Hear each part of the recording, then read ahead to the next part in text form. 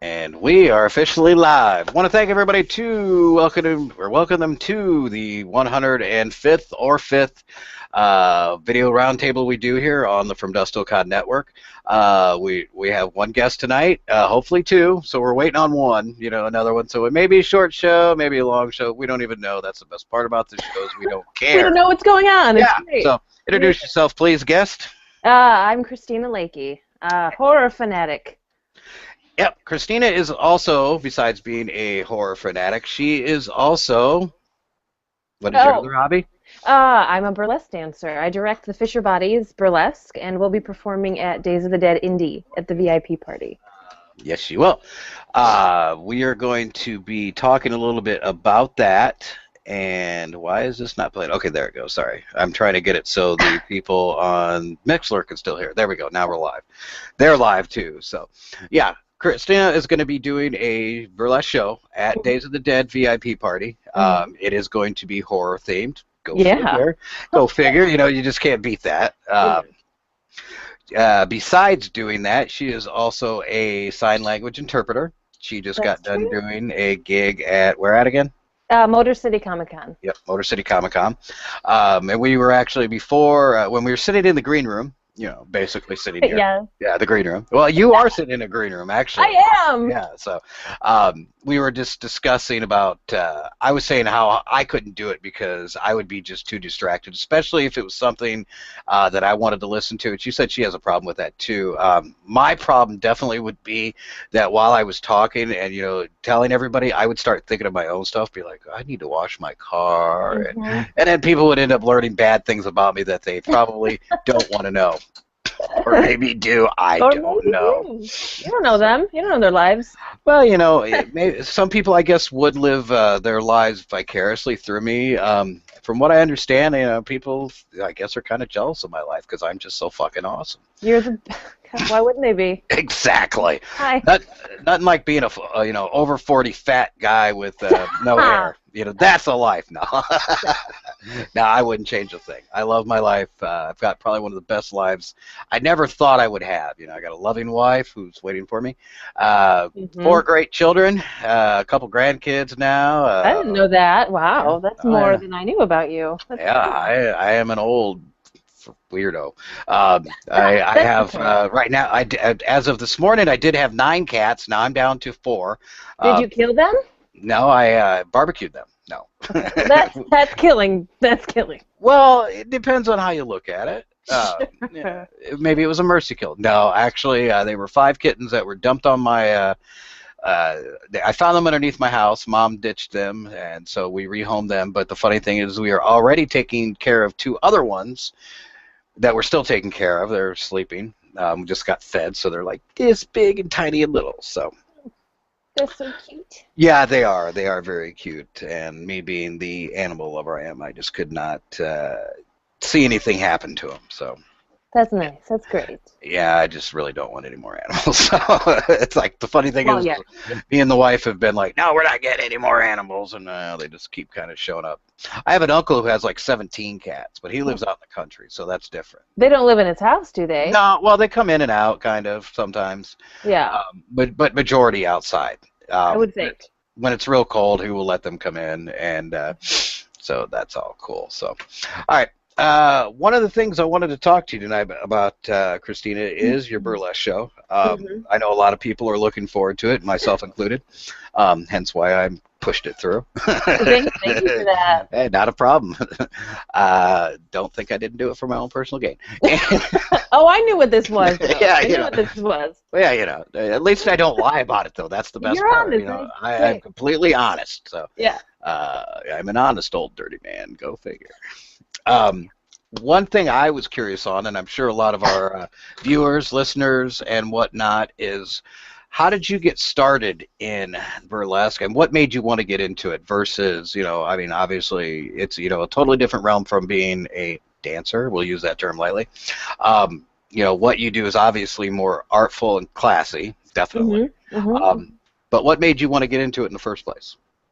Well, I have a long, sorted theatrical background. I went to college for theater in New York City, as it did many of the troupe members. And it's kind of like weirdly emotional for a horror show to talk about, but I think just being a female in the acting world, and you kind of go, oh God, what's wrong with me? This thing here, I'll never get a job, and what's going on here? And I hated that was happening to me, and I went, I've got to challenge this. So I stepped out of my comfort zone and decided to do burlesque, and sort of take off my clothes and direct that and let people see what I wanted them to see to my own comfort level, and it was really empowering. And then it just kind of took off, and we've been going now for about 3 years. How many shows a year do you normally do? Oh, like full-on productions? We do so many gigs, I don't even know how many. We were doing probably 4 or 5 a year, and it's kind of slowed down because people are just so busy with work, but the number of gigs we have is still right up there. That's sweet. Yeah. That's cool, and it's really neat, good that, once you came out of your comfort zone that you found out that it was something that you really enjoyed, too. Yeah. I see you talk about it a lot, and it's not just, you don't talk about it like it's a job. It's actually, something that you're, liking to do. It's, I guess, more than a hobby, but less than a career. I don't know. Yeah, I mean, I have a career, and I don't think that your career and your passion should necessarily be the same things, because I tried that, and it didn't work out. I started to resent theater because I couldn't make ends meet with it, and I didn't want that to happen, so I have a career that's completely separate from the burlesque. The burlesque is a passion. Not that my career isn't, but in a different way, in a more fulfilling way. So yeah, it is. It's really great. So it's kind of like having your cake and eating it too.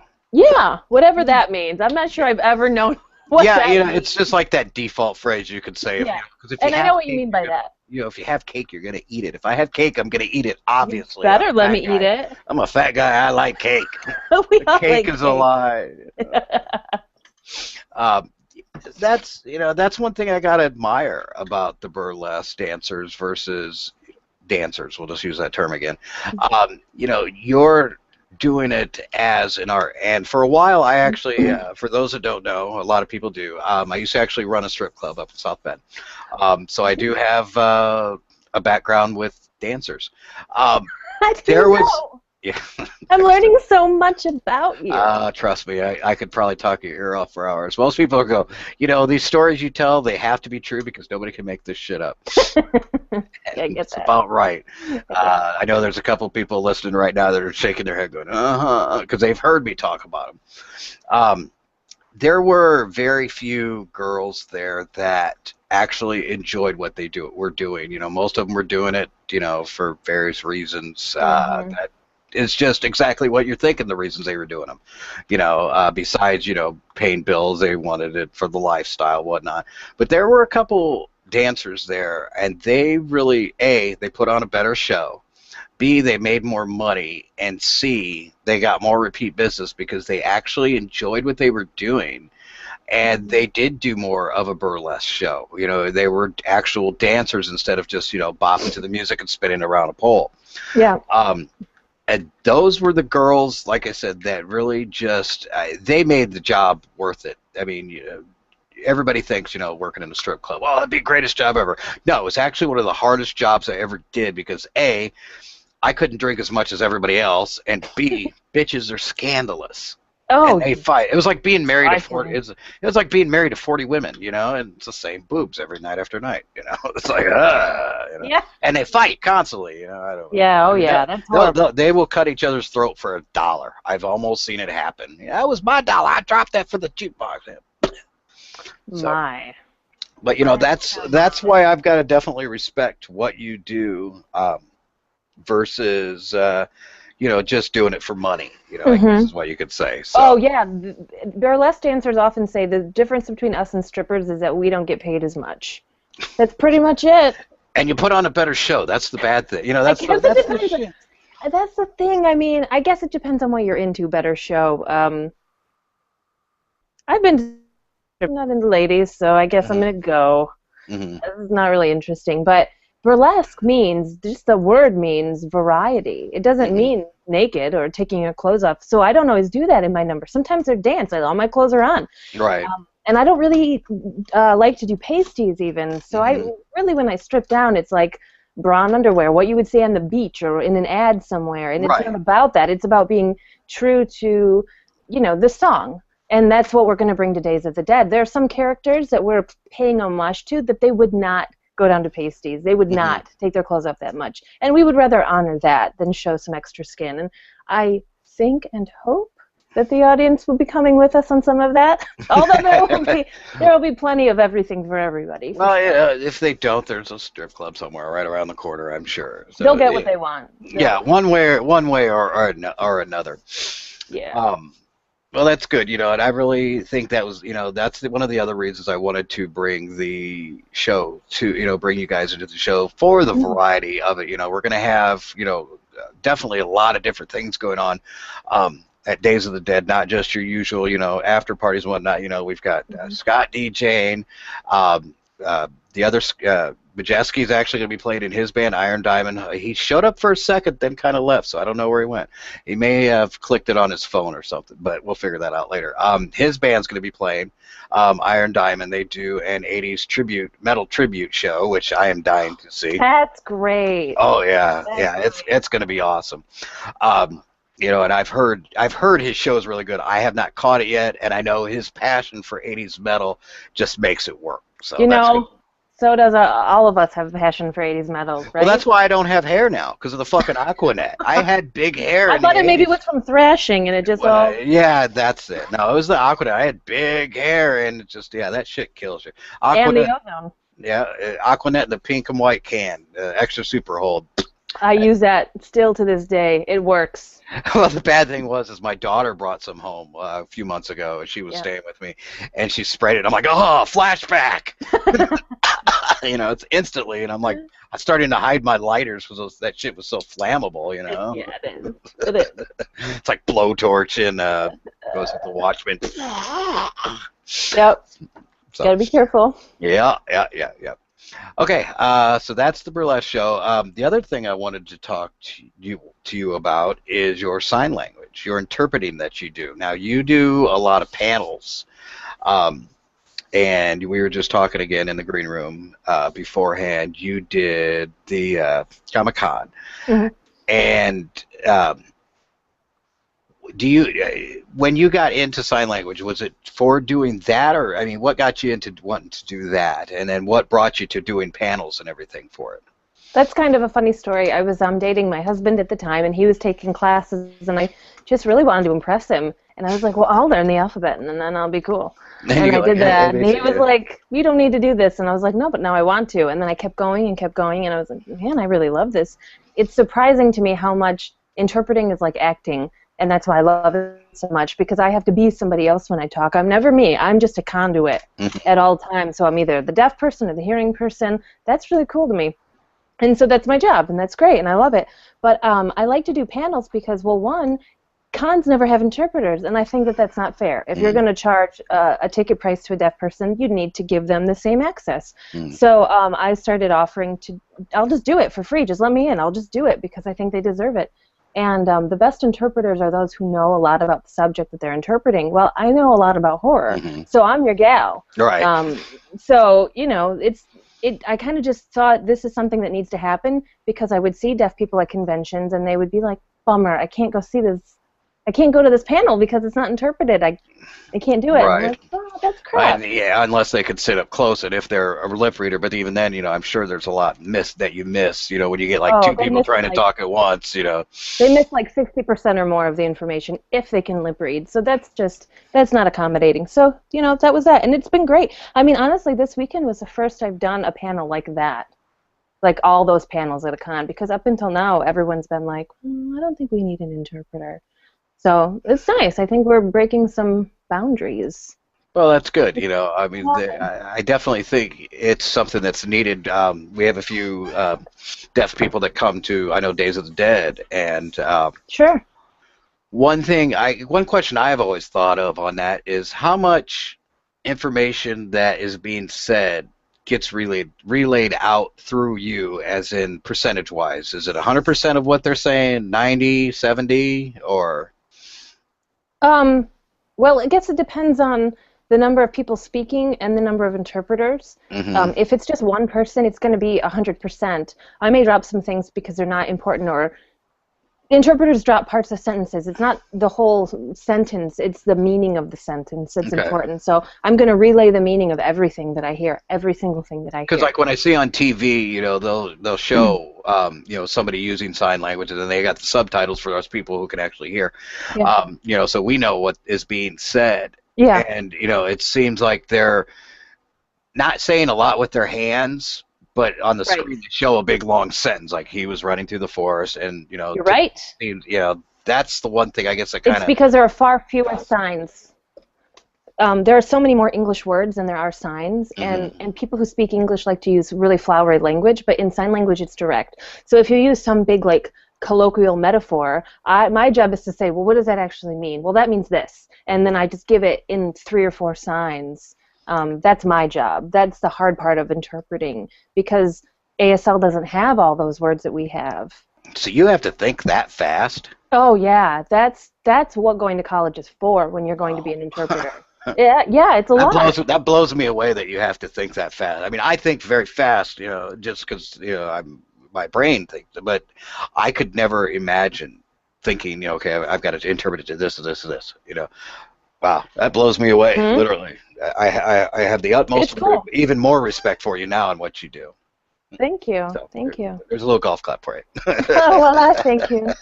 I appreciate it. It's not a problem. You know, I'm glad that you have such a passion for it that it's not work to you. I mean, I'm sure after a while it does become, but you know, it's something that you know that you're helping somebody out, but not to the point where it's putting you out, I guess. I don't know. Yeah, it's my job, you know. Everyone has a job. That's my job. Cool. So you did a Comic-Con. Yeah. And of course, we all know you do horror cons. Yeah. What are some of the differences you see? Because to be honest, I've never been to a Comic-Con. I've only done horror cons. No. Okay. I'm like one of the weird guys who doesn't like comic books at all. I don't like them either. Yeah, I don't like action movies. I haven't even seen all the Star Wars. I'm waiting for everybody to start throwing shit. Yeah. Every time I say that, everybody's like, "What? How can you work in IT and not like comic books, play games, or watch Star Wars?" I don't know. I just don't. I mean, that's a stereotype. Yeah, it pretty much is. And I hate, what's that damn show? Are you going to say The Big Bang Theory? Yeah, I hate that show. I watched like 2 episodes. I'm like, whatever. You guys are annoying. Yeah. So, what are some of the differences you see in the Comic-Cons? We've already talked about the volunteer thing. We probably won't talk about that too much, but that we might. We'll see. But what are the main differences you see between the two, to us people that haven't been to a Comic-Con? I think that horror conventions seem more friendly, and it seems like when I go to a horror convention, that's sort of like your family for the weekend, and when I went to a comic convention, not so. And I'm not going to say which actors, because I respect the actors, and I don't know who sets the prices, but I will say one in particular. At a horror con, I could get a picture taken with this person for $10 and have. And at this comic convention, just yesterday, they wanted $30. And that's a huge markup. Yeah. And to get in cost $15 more than most conventions on a Saturday or a Sunday. And I had to pay to park, even though I was a volunteer. Which I just think that's crazy. And they didn't have, like, when I volunteer at horror conventions, there's always some sort of green room. You know, we have water for you, some kind of appreciation. I asked about that. They're like, "What are you talking about? We don't do that." What? I'm like, what do you mean? Like, it would cost you hundreds of dollars to hire me, and I'm doing it for free, and I can't get a water? Yeah, we go through. I know for a fact that we go through so much water. In Chicago, what car did I rent? Oh, I had a Dodge Charger, and I literally had so much water in that car, we couldn't fit any more into it. We actually had to come back and get it, and that thing was just sitting like that. I mean, it was like. I go over a bump. I mean, it looked like I had the custom, suspension on it. And Mm-hmm. I actually paid the guy at the store an extra $10. I'm like, help me load this, dude. I mean, we had so much water in there. And I he's like, remember that room. That volunteer room was stacked. yeah, yeah, and we go through that. I mean, usually by Yeah. time the end of the show, there's like maybe 2 to 3 cases left. It's like somebody just take these because we give them, not only do we give them to the volunteers, all the staff, we'll take them to the guests. Hey, have Mm-hmm. some cold water, because they're sitting there all day. They ain't got nothing, to drink unless they get, somebody, hey, can you go grab me something? But most of the time they don't. Um, and then especially when like in India and everything, it gets so hot, because it's right at that time. What was it, 2 years ago when we had that? It was like 101 outside, and we're just walking around going, here, have some water, have some water. Everybody's like, oh, Horrible. you rock, Yeah, you got to do that for your people, or they won't be your people for very long. Take care of those who take care of us. Well, and that's again goes back to what? Why is it? Oh, okay. They're hearing a multiple delay. Somebody else. That's one. You definitely got to take care of, like you said, take care of your people, or they don't come back. And Yeah, horror cons definitely are a big family. So. I feel that way.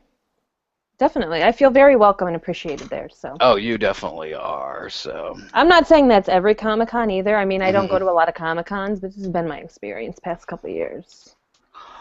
Like I said, I haven't been to one, but I will in March when we Uh-huh. start doing Well, it. Actually, I think yours might be different. I mean, it will be. It'll definitely be the Days of the Dead atmosphere, just with comics and pop culture more so. Um, I actually will be going to what's the one coming up here? Indie PopCon or something like that. I'm going to go to that at the end of the month. Check that out. So, just so I get a feel of everything yeah, there. So. yeah, you should. What about you? What do you want to? You got anything you want to tell the people out there about your show or anything? What they could expect, or I mean, Sure. I've been kind of rambling on tonight, so. No, that's cool. Well, it's not just me, first of all. There are two other performers, Dish Delish and Twiggy Boyla. So, yes, there is a male performer. Mhm. And then we have sort of an MC. He's with Heroes Within Us. He plays Peter Vincent, and he's going to be there. And it's our love letter to horror films. And more than that, we've specified it to like Kevin Tenney films and the people who are going to be there, like the big reunions. Like I have a Night of the Demons number, a Hellraiser number, Texas Chainsaw Massacre. Which you showed me some of the props for, and I will attest to are fucking awesome. I got some fucking awesome props. I'm not gonna lie, because we know what we're talking about. I mean, we are fans, and we're like, how can this be on point? Because these people are gonna know, and they're gonna call us out if this isn't right. Yeah, be like, that kidding. labyrinth is no, that's the wrong way. That's from 3, and you're trying to imitate. Oh, now we're talking Star Wars, It's like, No, I Star know. Wars geeks. Remember in episode 7 when you were wearing So. It is. I was just there today, and I know that's just how it is. Yeah, exactly. Well, And I actually did talk to Kenny and about that. He's actually very excited to see the show. So That's cool. Well, we went to a Comic-Con, not a Comic-Con, a HorrorCon here last month, another performer, and some of the people from that are going to be at Days of the Dead Indie, and we were like, you should come because we're kind of doing a little nod to you at our show, and they're like, are you kidding? And they're so excited. So I feel like, yeah, I mean, you should maybe get your VIP tickets. Yeah. Make that happen. It's all about the cross promotion. I have no problems with that. And Yeah. That's another thing I was going to say. Check out the FlintZombieWalk.com because that's a charity event that I do. We're in our 6th year, and we have very small, I'd like to say it's a convention atmosphere because it really is with vendors and guests, but I can really only bring in about 3 or 4 guests a year, and it's only for one day, and it's all for charity. And that's actually what I was trying to remember. I knew I was forgetting something that I wanted to bring up, and I'm glad you brought that up. Why don't you tell us more? What is it that you actually do it for? We rotate charities. Mm-hmm. This year it's for the Little Free Library, if you're not familiar with those. They're these really cool libraries. They're like these boxes, weatherproof, and you can put them outside on tree stumps or you can put them inside restaurants or businesses, and you fill them with books. And it's basically a community library. And where I live in Flint, we really need that because education is sorely lacking. So we kind of erect these little libraries in areas that don't have access to that much education and get them access. And so that's what all the money's going to go for. And we're having Miko Hughes from Pet Cemetery and we're having Leonard Lies from Dawn of the Dead and David Crawford from Dawn of the Dead, and it's short and sweet, but it's a good time. It's a good time.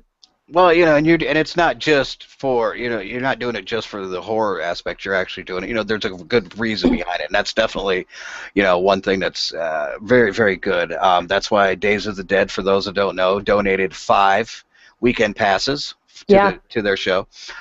So if you are going to the show, make sure you can. Are you going to raffle those, or how are you going to do those? We do a big raffle, and so basically we do the kind of raffle where you can kind of pick which prize you want and put your ticket in for that. Mm-hmm. And it draws in hundreds of dollars for the charity, like almost as much as the entrance to get into the walk does. It's a huge draw. We've had just so much great stuff donated every year. So I've already kind of shared about the information about the 5 tickets, and people are like losing their minds. It's so great. Nice. I love it. Good. Love it. Good. I'm glad we could get together on that. Yeah. When I brought it up to Adolph, he's like, "Yeah, how many does she want?" I'm like, "I don't know." He's like, all of them. "Yeah." He's like, "I'll give her as many." I'm like, "I don't know." He's That's like, cool, 5. man. Yeah, 5. I'm sure.